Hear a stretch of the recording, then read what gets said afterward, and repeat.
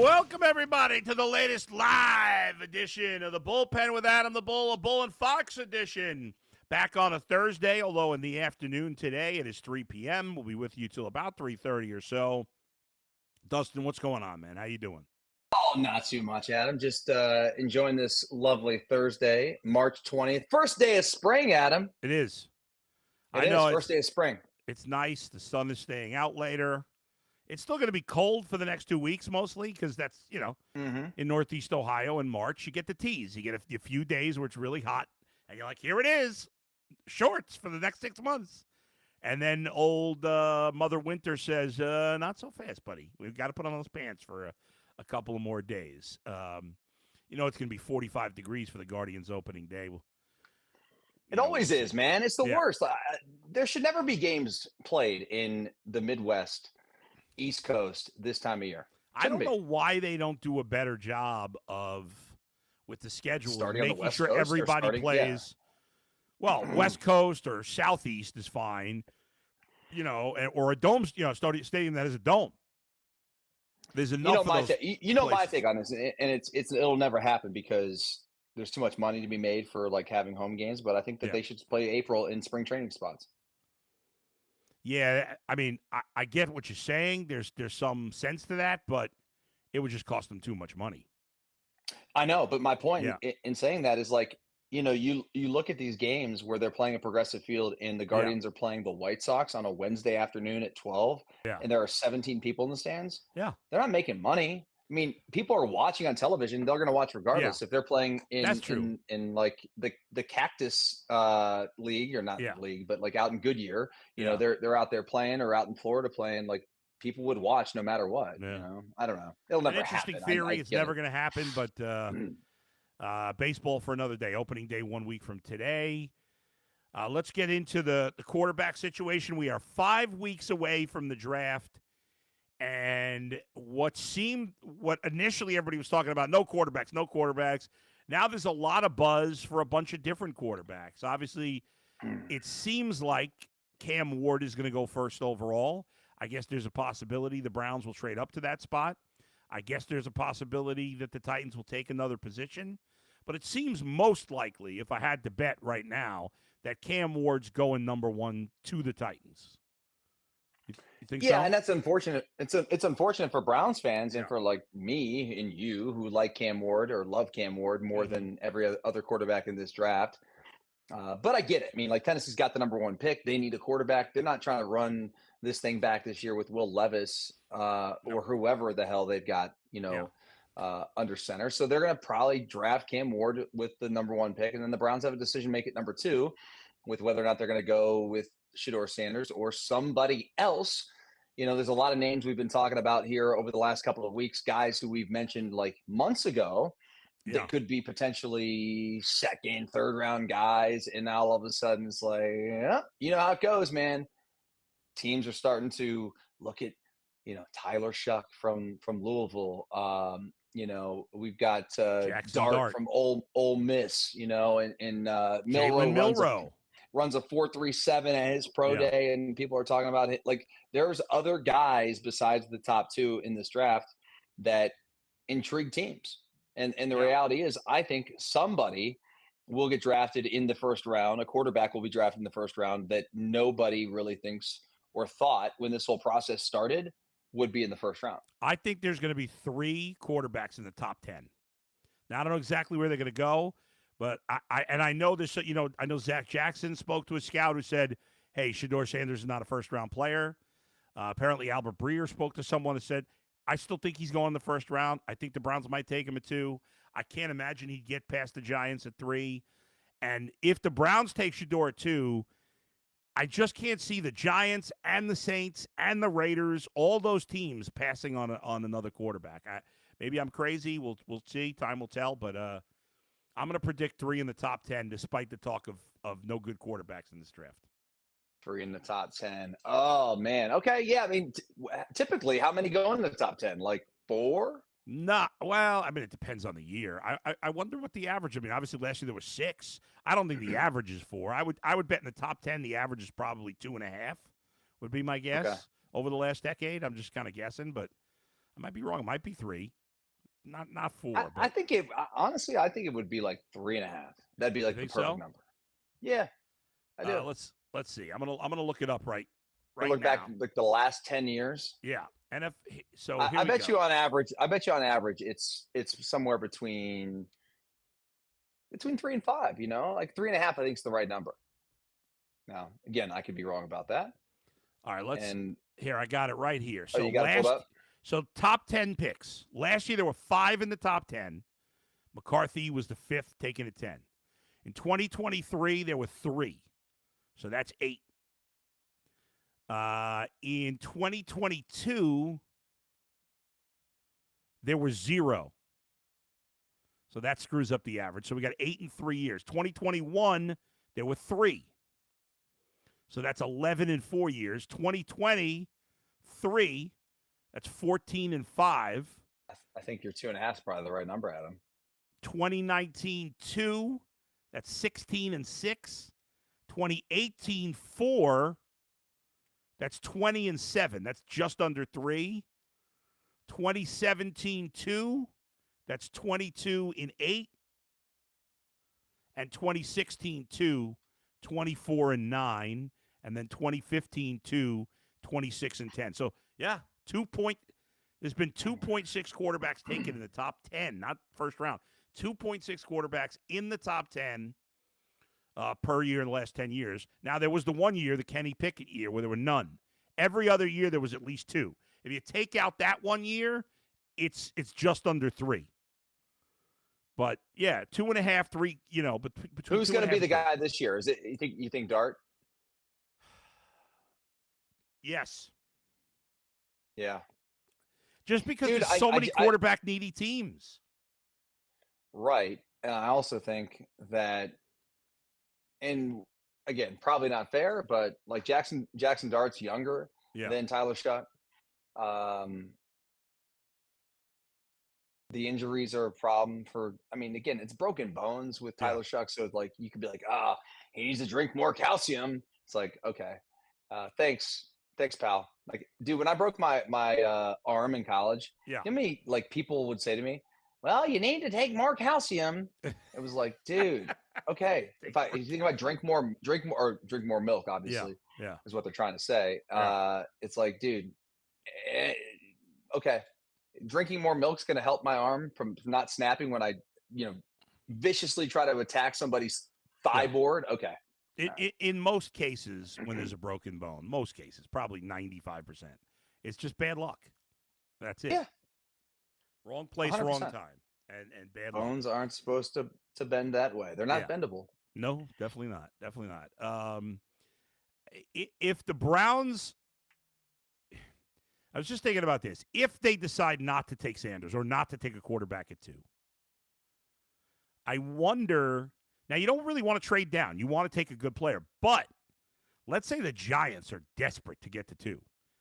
Well, if you're the Browns and you're not taking a quarterback, I'm not advocating for this, but I'm saying if it happens, they should try to get something out of the Giants to flip-flop spots because you're still, whoever you want, you're still getting them at 3 because the Giants would only move up from 3 to 2 for a quarterback. So if you've decided you don't want to take a quarterback, and the Giants are willing to pay to get up that one spot, whatever it is, you can get a 3rd-round pick maybe. I would do that because then you could still get, Hunter or whoever you want with that pick. Yeah, I don't know. I mean, I'm still convinced they're taking a quarterback at 2. I think so too.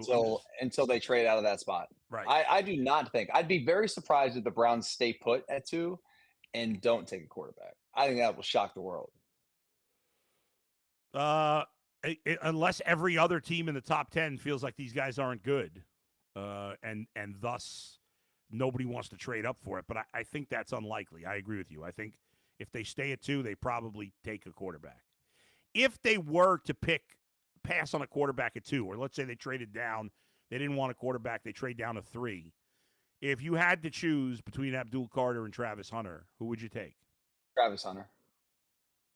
Yeah, I'm with you. Travis Hunter. I mean, I think he's the most dynamic player that the Browns could get there that can also do a multitude of things. Right. Return kicks, catch touchdowns, play defense. Like, you can pick and choose what you want to, or how you want to use him, how you want to deploy him as a rookie. But like that's a guy that if you somehow could solve the quarterback situation while also having him on the roster, man, like that would be fascinating. I know we talked a little bit last week about like how they could maybe get Shadeur and Travis Hunter, like how that would be like play out potentially. Like if Shadeur would drop and they took Hunter at 2, maybe who knows? But that's more unlikely. But I do think it's a possibility the Browns could end up with Hunter and still have their quarterback, whether it be later in the first round by moving back in, or then potentially taking a guy maybe a little later than we thought. Late first round, right? Second round, third, like whatever. I'd be surprised if they waited until the third round to take a quarterback, but certainly, everything I think is in play at this point. How big do you think the gap is between Shadeur and either Jackson Dart or Shuck or Milroe, whoever you think is the next best quarterback? Like how big? I personally don't think it's that big a gap. Okay. So let me throw this scenario at you, and you tell me, because we talked about this a little bit on UCSS yesterday, but I wanted to. So let's say you have your choice, okay? Let's say by the end of the 33rd pick, you could have one of these combinations. You tell me which you'd rather have. You could have, Shadeur Sanders and let's say Emeka Egbuka, or you could have Travis Hunter and your choice of those other quarterbacks, whichever one you like the most. Which combo would you rather have? You said the first one was who in Emeka? Shadeur and Emeka? Shadeur and Emeka. I mean, do you like Emeka? I was a wide receiver. Yeah. Okay. Oh, of course. So Shadeur and Emeka, or who do you like the most out of the other quarterbacks? Dart, Shuck, Jalen Milroe. Who do you like the most out of those guys? I mean, honestly, Adam, I'm a big Jalen Milroe fan. Okay. I don't think that the Browns will take him as high as they may have to or they want to. But I just think there's something about that guy that reminds me a lot of what people thought about Lamar Jackson coming out of Louisville. Like super athletic. He ran a 4.37, which is at his combine, which is insane for a quarterback. It means most times on the field, you are the fastest player. That's right. And you touch the football every time. It's why Lamar Jackson has become so dynamic in this league and why he's become a 2-time MVP. I obviously his postseason success you'd like to see it improve, but dude's a baller, man. Yeah. I mean, I don't know. So would you rather have Shadeur and Egbuka or Travis Hunter and Jalen Milroe on the Browns next year? If you could pick one of those pairs, which would you take?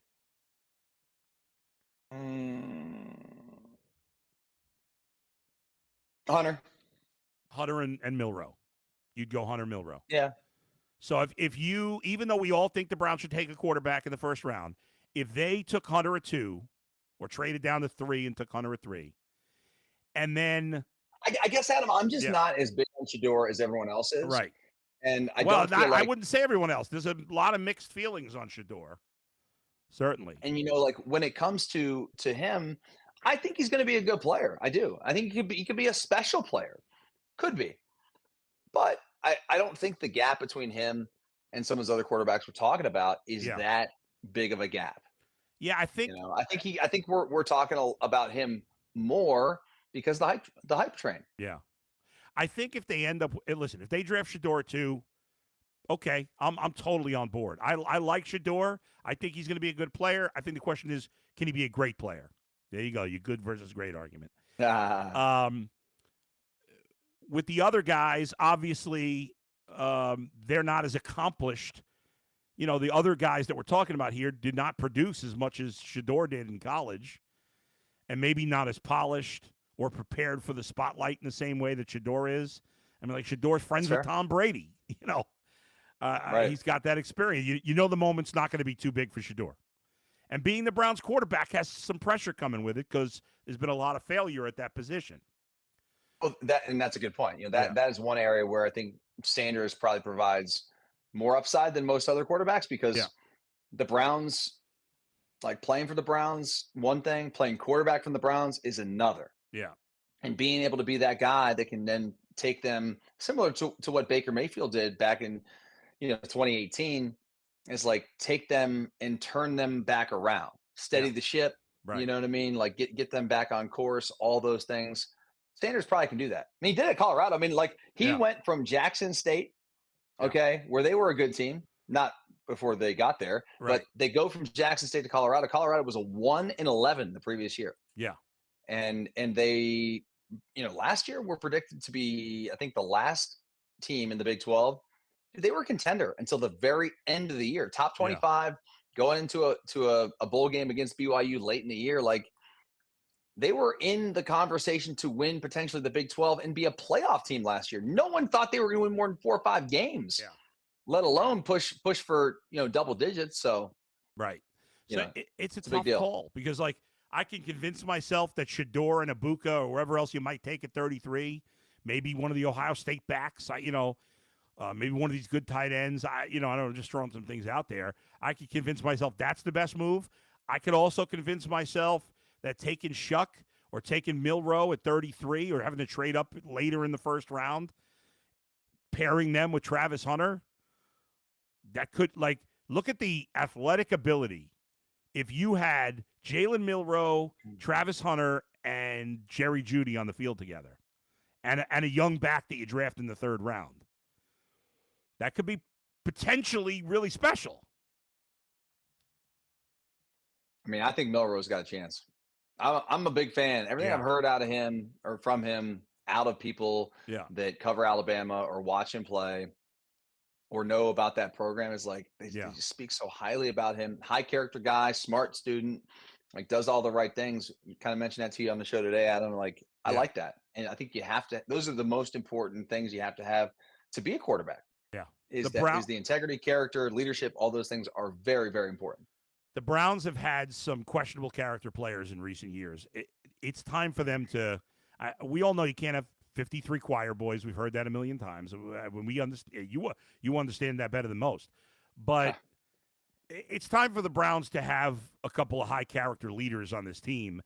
And really, I don't know as much about Dart. I'm sure you could tell me maybe, but Milroe, Shadeur Sanders, and Shuck all have tremendously good reputations in terms of character and leadership. Facts. I don't know enough about Jackson Dart, like about him as a person or his, off the field stuff, like what he is like as a student. We'd have to ask somebody else who, knows that team a little bit better than I. Yeah. But I mean, he's a hell of a player, dude. Hell of a player. By the way, I was looking at just a random mock draft on CBS. And this one was done by Chris Trapasso. And he has Ashton Genty going 6th overall to the Raiders. These days, it's very rare to see running backs taken high in the first round. We did see it a couple of years ago when the Falcons took Bijan Robinson, who's really good, and Jamar Gibbs also went top 10 to the Lions. We know he's sensational. So both those picks were good picks. But it's still uncommon to see a running back go in the top 10. Do you see that? Do you see Ashton Genty being that level of running back? So I think the Saquon Barkley effect will have an impact on this draft because teams follow, past history and, results, success, failures, all those things. They become a trend because it's a copycat league. And I think because the Eagles were able to rely upon him so much last year and their running attack with Jalen Hurts, like it's going to be something. Now, is Ashton Genty going to become Saquon Barkley? Who the hell knows, man? Who the hell knows? But running backs, for whatever reason, have had value over the last several seasons. And Adam, for whatever reason, you and I talked about this. Yeah. The numbers on quarterbacks have come way, way down. The amount of times they're throwing has come down. Yeah. But for whatever reason, these running backs have really been impactful on the teams that are winning. So take it for what it's worth. Here's what I'd say, though. Yes, obviously Saquon Barkley was impactful. I still don't believe they win the Super Bowl without the way Jalen Hurts played in those last few games. But everybody killed the Giants. Yeah, but they're not winning the Super Bowl without Saquon. There's no chance, Adam. You're nuts if you think I think if they had, it depends who their replacement for Saquon is. He's not the only back they could win a Super Bowl with, is all I'm saying. That's my opinion. Obviously, you disagree. Fair enough. I do disagree. Yeah. I do. Which you're entitled to. And now, Barkley didn't have a great game the Super Bowl, but obviously they were completely focused on him, which contributed to Jalen Hurts having a big game.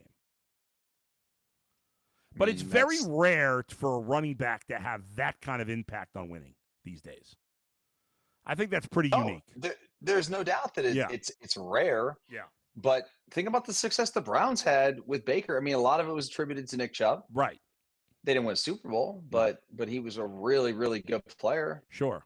I'm just trying to think a little bit around. I mean, Barkley's really the only Steelers have had Najee for the last 4 years, and he's had 1,000 yards plus every year. Yeah. You know, that's been impactful for them. But ultimately, Barkley's the only top-notch running back that's won a Super Bowl. I'm not blaming the other guys for that. I'm just saying you still, like, for all that. My problem with the whole Barkley thing was everybody was like, look at the Giants, they suck, and look at the Eagles, they're really good. Well, if Saquon Barkley would have stayed on the Giants still would have sucked. They weren't. It wasn't like Barkley put the Eagles over the top. I can agree to that. But Barkley wasn't making the Giants a winner. The same way that an elite quarterback can turn around a franchise. Saquon Barkley, as good as he is, he can't turn around the franchise. He can make a Super Bowl contender a better Super Bowl contender. Mm-hmm. But he can't. If he had would he have won Offensive Player of the Year and gone to the Super Bowl with the Giants? No chance. They wouldn't even have made the playoffs. We've seen it for the rest of his career. No, I get it. I mean, listen, the Eagles are a good team. They had a really good defense this year. Yeah. Like, their quarterback played really well. He was efficient. He was also able to run the ball. Like, he fit perfectly with what the Philadelphia Eagles were trying to do. And also their identity with Sirianni, like he's trying to be smash mouth and all these things. Like they were very, very aggressive last year. Look at all the 2-point plays that they go for. They're the analytic stuff, whatever you want to call it. They were trying to hammer you every Sunday. Yeah. And for the most part, they did.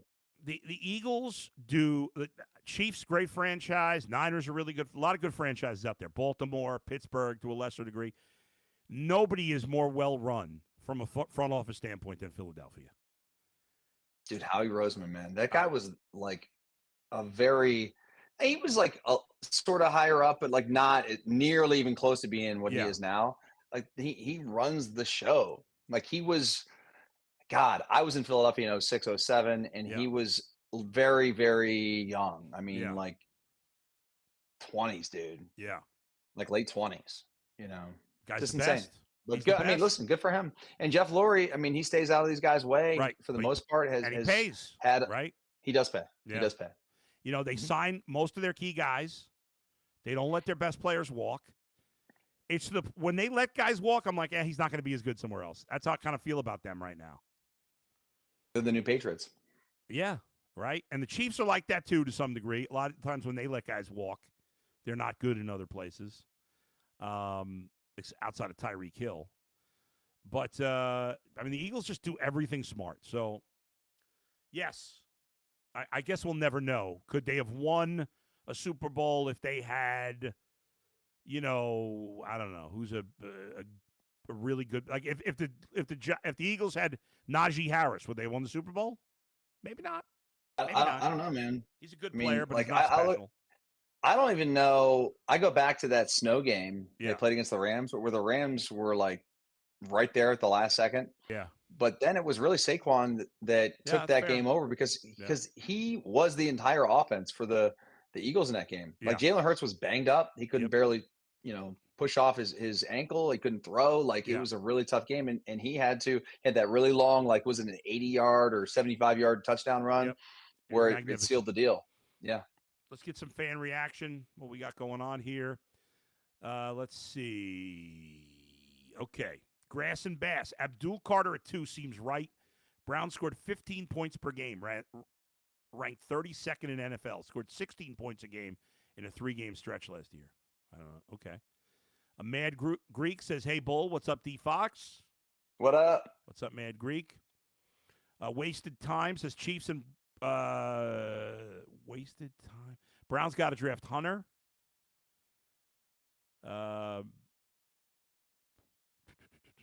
Mad Greek, it's Ward, Shuck, Dart, Sanders, then Milroe for me. Milroe is definitely a big project, though, but his arm and athleticism are amazing. The criticism of Milroe is that he struggles with the intermediate throw. Like, he's a great athlete, and his deep ball is beautiful. For some reason, kind of the short to medium throw, the touch throws, he has struggled with. Is that something, how hard is that to improve on? Is that one of those things that's very coachable, or is that tough? I also think that he went through a lot. Like, had Saban, all-time great head coach, the GOAT, probably of not just college football, maybe football in general. He leaves, and then all of a sudden, like, Milroe has to come back with a new coach, completely everything different than you thought it was. Yeah. Like, I think it's a big challenge. And if he had more time, if he stayed, like, I think he could have maybe progressed, but like, he ain't staying there. He's going pro, and he's got a chance to I think evolve into a really special player in this league. I guess the question is, does he go to the right team, and will they make the right calls in terms of like how they implement all of his ability? Because you have to. You can't be this, square peg into a round hole with the quarterback. Like, he's like Lamar. Yeah, and if the Browns drafted him, they would have to do what the Ravens did, which is overhaul their offense. Yeah, I mean, he's a guy that can be a dual threat at the quarterback position. He can literally run for over 1,000 yards, which is awesome considering the Browns don't have Nick Chubb anymore. Right. Yeah, and I think if you're drafting Jalen Milroe, you better get yourself a legit bell cow back and load up on some tight ends too. It's a good tight end class. And you also got to have a back that's really, really capable out of the backfield at catching passes. Oh yeah, 100%. Because there's so much you can do with the RPO game that you got to have a shifty back who's versatile. And obviously Ford can do some of that. Yeah, but not every down. That's true. Grass and Bass, Shuck is 6'5", 235, ran a 4.6. I thought he ran a 4.6 flat. This guy said he ran a 4.67. Who cares? Anything under 4.8 for a quarterback is pretty moving. 10-foot broad jump. That's good, right? 10-foot broad jump. Isn't that really good? That's elite. He has a rocket arm and can move. Smart kid who played pro style. And Christopher says, I know we're probably going to draft Shadeur, but I'm intrigued by Tyler Shuck. So both of those guys asking about Tyler Shuck. We talked about him a little, but overall, I know you've seen him play. You've seen him get hurt in person. What's your thoughts on him? Big fan. Good kid. Played a lot of college football at multiple universities. The thing I when I had a chance to talk to his coach, this is when he was at Texas Tech, they raved about him. They thought he was just such a tough kid. I mean, like, I told you the story about, like, in my game, he broke his leg, ankle, lower extremity. It snapped. You could see it. The dude played another snap. Oof. He played, like, he stayed in the game. I'll send it to you, actually. Yeah. He stayed in the game. And, like, the next play, drop back and, like, tried to actually put pressure on it, and it gave out. It was, like, really sad. I felt so bad for the kid, but I was like, man, this is the toughest SOB I've ever seen. Craziness. Yep. Broken leg, and you still try to put a little pressure on it? Like, wow. Nuts. We got another comment. Let's see. Christopher says, I feel like he's getting Brandon Whedon vibes because of his age. So here's the difference. First of all, and I like Brandon Whedon. I'm not going to be a phony about it. I was wrong. But Brandon Whedon, his rookie season with the Browns, turned 29 that October. Tyler Shuck. 29? 29, the October of his rookie season. Tyler Shuck. He's 26. He's 26, right? Will turn 26 in September of his rookie season. So Brandon Whedon was 3 years older, or a month shy of 3 years older. That's a pretty big difference. Oh, yeah. Yeah. Joe Burrow was 23 when the Bengals drafted him. It's only a 3 year. 23, 26. Yeah, I just don't think it's too old. If you don't like him, you don't like him. But and if you're worried about the injuries or there's something else in his game, fine. I wouldn't avoid him just because he's 26. Is all I'm saying. To me, that wouldn't be stopping me in this situation. Sad Browns fan. A lot of people are dropping Howard because of his performance at the Combine. What do you think of Howard? I know, like, obviously Jay Crawford is obsessed with him. There's some people that like him. Sean King said he doesn't like him at all. Says he will be the 60th best quarterback in the NFL. So there is varying opinions on Will Howard, who obviously played with crazy talent, one of the most talented rosters in the history of college football. I like Will Howard. I would draft him. I would give him a chance. I don't know that Will Howard's going to be a top 10 quarterback. Like, I wouldn't take him at 2. No. Personally. Yeah. But I do think there's a chance that if he gets on the right team and it's a good team, maybe they have a veteran in place, they're looking to maybe groom a young player to take over at some point, developmental prospect, I think he'll have a chance. I don't think he's ready to come in and be on the Cleveland Browns. I promise you that. I don't, because that is going to require something that, like, again, I could be wrong, you could be wrong, everyone could be wrong about Will Howard, and he could be the savior for some franchise, maybe the Browns. I don't know. I would be hesitant to take a guy who, had a really good year at Ohio State one season, but also, as you said, had the most ridiculously talented team around him. But that's not taking anything away from what he did in the playoffs, because he had tons of injuries in the offensive line. There were guys hurt, banged up in the lineup. Like, it wasn't perfect for him, but 2 is too high, I think. By the way, the CBS mock draft I was looking at, it was a 3-round draft. They had the Browns taking Travion Henderson in the 3rd round, which I feel like he's going to go before that, but maybe I heard 1st round that guy months ago, or early 2nd. I can't see him lasting the 3rd round. But Roger says quarterbacks and running backs are a weak middle of the offensive and defensive line, and no linebackers. That's fairly fair. Grass and Bass. Tyler Shuck was a 5-star out of high school. Jack of all asses. Bull, do you still have your Watson jersey? I never had a Watson jersey. I never bought a Watson jersey. I was excited. Sad Browns fan, bring back Chubb already. Make a sad fan happy. Logan Zirkle. Milroe has a great deep ball. And Z says, what about Curtis Rourke? I never even heard of Curtis Rourke. I'm not going to lie to you right now. He's quarterback from Indiana, dude. Oh, that guy. Is he? I haven't heard him mentioned at all. He was battling an injury at the end of the year, even when they were in the playoffs. I don't know exactly what it was. Maybe it was a knee.